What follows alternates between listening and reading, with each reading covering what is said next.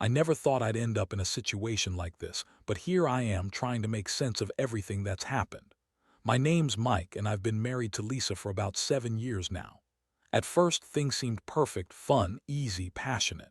She was sharp-tongued but charming, and I thought we had a solid connection. We had our routine, work, dinners, weekends at the lake, the usual stuff. But over the last year or so, I started noticing little things that didn't add up. She was more edgy, more dismissive, and sometimes even outright bitchy for no reason. I'd ask what was wrong, and she'd brush me off, say I was overthinking or being paranoid. Then came the subtle signs that something was really off.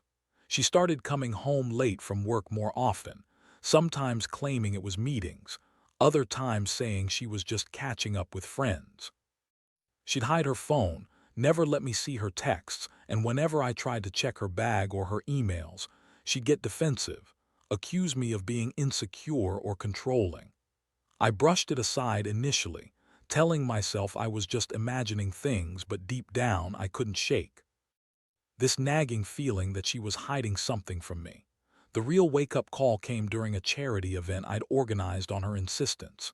She's always been into her causes, so I thought this would be a good surprise for her, a way to show her I cared about her passions.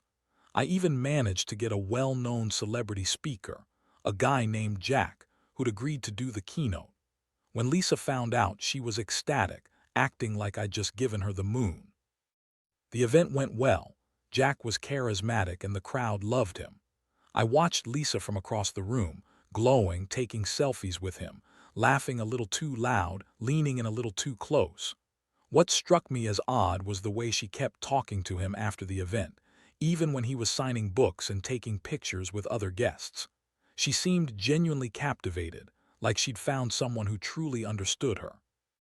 After the event, she was all over social media, posting pictures of her with Jack, calling him her inspiration, saying she'd never felt this way before. I remember seeing that signed book she posted, a signed copy of Jack's latest novel. The inscription was warm, too personal, and tucked inside was a note with hotel info and a phone number. That was the moment I felt the ground shift beneath me. Something wasn't right. I felt this cold, sinking feeling that she'd crossed a line somehow. Looking back, I see now that the signs were there all along, but I just refused to see them. Maybe I wanted to believe in our fairy tale too much, or maybe I was afraid of what I'd find out. But that book sealed it. That hotel info, that note. She was cheating on me with Jack, the celebrity speaker I practically arranged for her. It was all too perfect, too coincidental, and I had proof buried right there in my hands. I never thought I'd be in a place where I'd have to confront the woman I loved about her infidelity, especially not in such a blatant way. But I knew I couldn't ignore it anymore. The next step was confronting her, and I had no idea how she'd spin her way out of this one. So I did what anyone in my position would do. I waited until she was asleep. Then I took that signed book, the one with her little secret tucked inside, and I sat down to really look at it. I felt sick, honestly. My hands were trembling as I flipped open the pages. There it was, the inscription, her handwriting just a little shaky, like she was nervous as she wrote it. Words like "to Lisa, my inspiration," and then the hotel info and that damn phone number. All of it staring back at me like a slap in the face. I spent the next couple of days trying to process it. I kept going over everything in my head, her behavior, the late nights, the secretive calls, her dismissiveness when I asked her what was wrong. And then I remembered the way she had been acting at the event, her lingering looks, her constant texting. I knew I had to confront her. I couldn't pretend anymore that it was just a misunderstanding or some harmless flirtation. This was real, and it cut deep. That Friday night, I finally decided I'd had enough. I waited until she was in the shower, then I took her phone, unlocked it without her knowing, which I hate myself for now, and I scrolled through. Her messages, they weren't just innocent. There were dozens of texts, some of them explicit, with Jack. I saw the way they talked about meeting up, about sneaking around, about how she felt alive for the first time in ages. She told him she hated her marriage, that I was clueless and boring.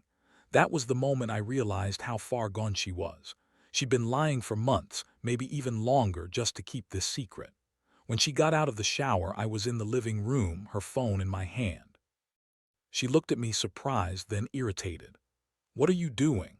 She snapped, trying to grab her phone, but I held it out of reach and looked her straight in the eye. "You've been lying to me," I said, my voice tight. "All these months, all these signs, you're cheating on me with Jack. The celebrity you arranged to meet at that charity event, the signed book, the hotel info, I saw everything. How long has this been going on?" She scoffed, rolling her eyes. "Oh, come on, Mike, you're overreacting. It's just sex, what's the big deal?" I couldn't believe what I was hearing. Sex, just sex. That's what she called betrayal. I felt my stomach turn. I told her I knew about the texts, about the hotel, about everything. She just laughed, bitchy, dismissive.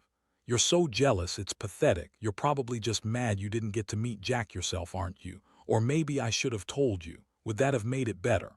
I felt my blood boiling. How could she pretend like this was nothing? Like she hadn't just broken my world with her lies? I told her I wanted to hear the truth, no more bullshit, but she kept spinning her stories, lying her ass off, trying to act innocent.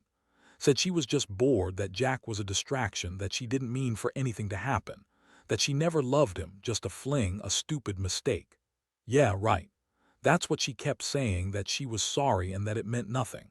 But I saw the texts. I saw how much she wanted him, how she was planning to meet him again. The shock hit me hard, a punch to the gut. I felt betrayed, humiliated, like I'd been played for a fool. And somewhere inside, a little voice kept telling me I'd never trust her again, that she'd been lying to my face for months. I didn't sleep that night. Just sat there, staring at her, trying to figure out what the hell I was supposed to do next. The next morning, I woke up with a pounding head and that sick feeling in my stomach. I knew I had to make a decision, but I wasn't sure what. Part of me wanted to just pack my bags and walk away, forget the whole thing. But another part, call it stubborn or maybe just naive, wanted to hear her out, see if she'd actually admit to everything. I also knew I couldn't just let her get away with lying her way out again. I needed a plan, something to make her realize I wasn't going to be her fool forever. I decided to confront her again, but this time I was prepared. I made a list of everything I knew, every lie she'd told, every excuse she'd thrown my way. I wanted her to see that I wasn't some naive idiot anymore. I was done being played. When she finally came to the kitchen, she looked annoyed. Like she thought I was overreacting, but I didn't hold back. "I know about Jack," I said coldly. "I know about the hotel, the texts, everything. And I want the truth, no more lies, no more bullshit. How long has this been going on?" She looked at me with defiance, her arms crossed. "You're overreacting," she snapped. "It's just sex, Mike. It's not a big deal. I don't even love him. It's not like I'm leaving you over it." I felt my jaw tight. That's not what I asked. "How long has this been happening? How many times?" Her eyes flicked away for a second, then she shrugged. "A few times. Not often. I swear it's just a stupid thing. I was bored, and Jack, he's just an entertaining distraction. Nothing serious." That's when I realized she'd been lying from the start. That few times was probably an understatement. I'd seen enough proof to know they'd been sneaking around for months. The way she talked about him, how she acted when they were together, she was more into him than she'd admit. And that hotel info, that was her getaway plan, her escape route if things got too real. My head was spinning with rage, sadness, frustration. I couldn't believe I married someone so selfish, so manipulative. I asked her if she'd ever cared about me, if she ever really loved me. She just snarled back that our marriage was comfortable, that I was boring, and that she deserved more excitement, that she'd been unhappy for a long time and that Jack was just her way of feeling alive. I wanted to scream at her, tell her she'd destroyed everything we had. But I kept my cool, knowing that losing control wouldn't help anything. I told her I needed some time to think, that I couldn't just forgive and forget overnight. She rolled her eyes and said I was overreacting again, that I was just jealous and insecure, that she'd never do anything to hurt me. Yeah, right. I'd heard enough lies. That morning, I realized my marriage was over. It was like waking up from a nightmare, and I knew I had to get out of there before more damage was done. The betrayal ran too deep, and I couldn't keep pretending it was just a mistake. I had to figure out how to pick up the pieces, knowing she'd never be the woman I thought she was. After that confrontation, I felt like I was walking around in a fog. Everything was suddenly clear, yet overwhelming. I kept replaying that morning, her words, her attitude, that damn hotel info. It was like I'd been punched in the gut repeatedly. The worst part was knowing that I'd trusted her, that I'd dedicated so much of my life to making things work. And she'd just thrown it all away for Jack, the celebrity, the flirt, the guy whose name I'd only heard in passing until now. I spent the next couple of days trying to organize my thoughts. I couldn't stay in that house. Every corner reminded me of her lies. I started packing a bag, preparing to leave. But I also knew I needed to get some clarity, to decide if I was going to fight for the marriage or cut my losses. I wasn't naive, but part of me still held onto the hope that maybe, just maybe, I could get her to see how much she'd ruined everything. That was a mistake I'd come to regret. While I was packing, she came back into the house, acting like nothing had changed. She started with her typical bitchy attitude, snapping that I was overreacting and that I was making a huge deal out of nothing. She said I was being possessive and that I should just accept that she was allowed to have her fun, that the hotel info and the texts, just stupid mistakes, she claimed. I could see the smirk in her eyes, the one that said she knew she'd gotten away with it, at least for now. I decided I'd had enough of her bullshit. I told her I was done, that I was leaving and didn't want to see her or hear from her again unless she was ready to be honest. She rolled her eyes again, saying I was overreacting, that she'd never cheat on me, that I was just insecure and paranoid. Made me realize how deep her lies went, how thick her mask was. I could see right through her now, and it made me furious. That night I packed my car and left. I don't even remember driving. Everything was a blur. As I pulled away from that house, I felt a strange mix of relief and pain.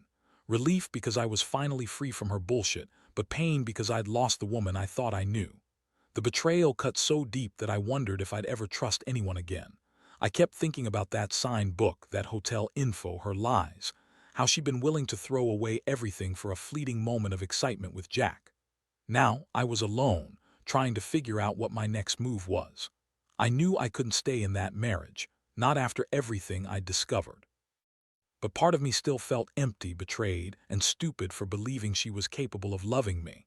I promised myself I'd never let someone manipulate me like this again, that I'd learn from this mess, even if it hurt like hell. The shock was settling in, and I knew I had a long road ahead of me to heal. The days that followed were the hardest I've ever experienced. I stayed away from her, obviously, but the emotional toll was brutal. I kept replaying everything, trying to find some clarity or maybe even a way to undo what was done. I couldn't shake the feeling of betrayal, how she had lied, cheated, and played me for a fool. There was this gnawing ache inside my chest every time I thought about the way she dismissed my feelings, brushed off my concerns, and then turned around and slept with Jack behind my back. I started seeing a counselor, not because I thought I needed therapy, but because I couldn't carry this weight alone anymore. Talking about it helped in a strange way. I realized I'd been blinded by the idea of us, by the hope that she'd change, that she loved me enough to stop her betrayal. But the truth was she didn't love me enough. Not anymore. She loved the thrill, the excitement, that high she got from her little affair with Jack. That realization hit me like a punch to the gut. I also did a lot of digging. I found out that Jack wasn't just some fleeting crush. He was an actual obsession for her. She kept their conversations, the texts, even pictures she managed to sneak from her phone. It was clear she'd been planning this for a while, maybe even before the charity event. She was manipulative, selfish, and totally willing to throw everything away just for a moment of feeling alive. The more I uncovered, the angrier I became. How could she be so callous, so indifferent to the pain she caused me? One night I got a message from a number I didn't recognize. It was a photo, a close-up of her, lips parted, her hair messy, taken apparently during one of their secret meetings. No words, just that image staring back at me. That was the definitive proof I needed. She'd been lying to my face, and I had the receipts to prove it. That was the moment I knew I had to do something radical. I couldn't just walk away and pretend it didn't happen.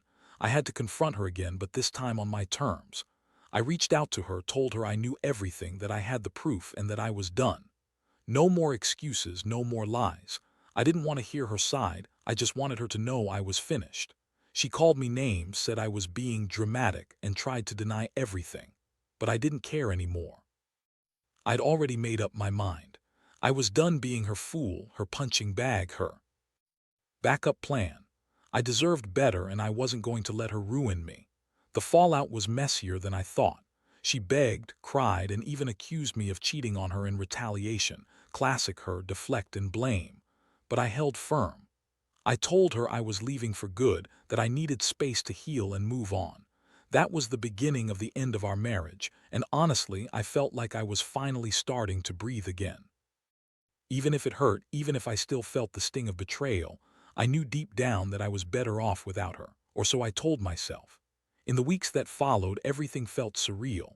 I moved out of the house into a small apartment trying to rebuild some semblance of my life. There were nights I'd lie awake, wondering how I missed all the signs, how I could have been so blind to her lies. But at the same time, I felt a strange sense of liberation. For the first time in a long time, I was actually thinking about myself, what I needed, what I deserved. I finally accepted that she wasn't coming back, not in the way I'd hoped or imagined. Looking back, I realize how much I learned from all of this. Trust is fragile, and it can shatter in an instant. I learned that some people are willing to throw everything away for a fleeting thrill, for some celebrity's attention or their own selfish needs. I also learned that I can survive betrayal, even when it feels like the world's collapsing around me. It's cliché, but time really does heal some wounds, and eventually I found a way to move forward without bitterness consuming me. I cut ties with her completely, blocked her on social media, didn't respond to her desperate messages, and let go of the hope that she'd change or come back begging for forgiveness. Honestly, I don't regret that decision. I see now how toxic she was, how she manipulated and lied just to keep her thrill. I don't miss the fights, the lies, the constant feeling of walking on eggshells. I've started focusing on myself, my job, my friends, my hobbies. I've even gone back to the gym, something I hadn't done in years. If there's one thing I'd want to tell anyone going through something similar, it's this: trust your instincts. Don't ignore the red flags, no matter how much you love someone or how comfortable you think you are. Sometimes the truth is brutal, but it's better than living in a lie. And don't be afraid to walk away. You're not weak for leaving someone who doesn't value you. You're strong for recognizing your worth and having the courage to protect it. Most importantly, I've come to understand that betrayal is the end of the story, that healing is possible, even from the deepest wounds. I've learned that I'm better off without her, and I'm finally starting to rebuild my life on my own terms. It's not easy, and it's going to take time, but I'm hopeful that one day I'll look back at this and see it as the catalyst for a better, stronger version of myself. That's what I take away from all this: resilience, growth, and the reminder that no matter how deep the betrayal, life goes on.